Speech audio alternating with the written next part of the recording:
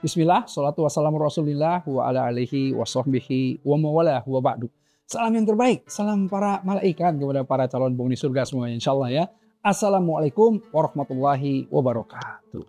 Alhamdulillah, ketemu lagi nih sama saya Erik Yusuf nih. Kita akan bicara sekarang ikhwal mengoptimalkan Ramadan. Nah, mitra-mitra hidayah ya dalam rangka bagaimana kita masuk dalam Ramadan yang berkah, yang kemudian kita bisa mendapatkan pahala yang optimal, malam Lailatul Qadar dan lain-lain ya. Nah, di acara Menyambut Hidayah ini kita akan bahas. Pertama kita lihat tarhib Ramadan. Apa sih artinya tarhib? Tarhib ya, marhaban ya Ramadan, itu artinya bagaimana kita menyambut Ramadan. Jadi dari awal bagaimana sih perasaan kita ketika bulan Ramadan datang gitu. Nah, kalau kita anggap bulan ini bulan yang sangat istimewa, bulan suci yang mulia, yang kita betul-betul ingin dambakan dan rindukan, pasti kita juga akan masuk ke dalam kegembiraan. Nah, karenanya ketika tarhib, apa sih artinya tarhib? Tarhib itu sebetulnya kalau kita lihat marhaban. Marhaban ya Ramadan. Bagaimana kita menyambut, mempersilahkan bahwa bulan yang suci, bulan yang mulia, bulan yang kita rindukan, bulan yang kita dambakan itu datang.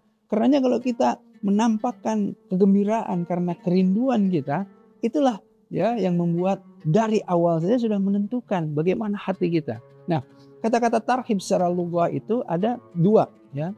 Pertama adalah rahbun, yang kedua adalah rahbah. Rahbun itu ketika hati kita lapang. Ya, dipahami bahwa kelapangan hati. Kenapa? Karena hati yang lapang adalah hati yang gembira, hati yang menerima, hati yang kemudian luas, yang kemudian betapa sangat menyenangi menyambut bulan Ramadan. Kan gitu ya. Nah, ini ketika orang-orang yang gembira, ya dia menyambut Ramadan, ini pahalanya saja sudah mengalir gitu.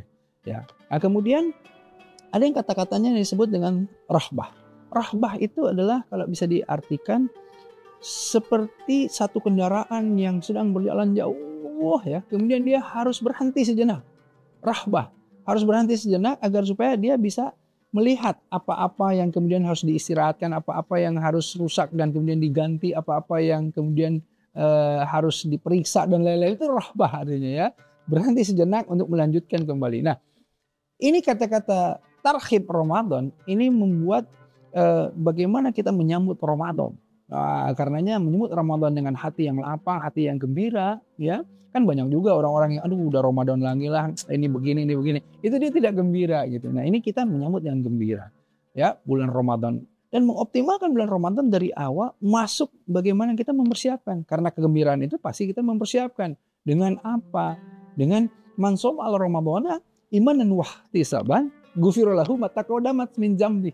Kan gitu. Jadi artinya hadis ini ya mempunyai arti bahwa barang siapa ya yang kemudian saum Ramadan, menyambut Ramadan dengan berpuasa, melakukan hal yang wajib-wajib dengan apa? Dengan imanan wahtisaban, dengan keimanannya, dengan keyakinannya ya, dan dengan hanya mencari pahala dari Allah, hanya mencari balasan dari Allah, ghufira lahu ma taqaddamat min dzambi.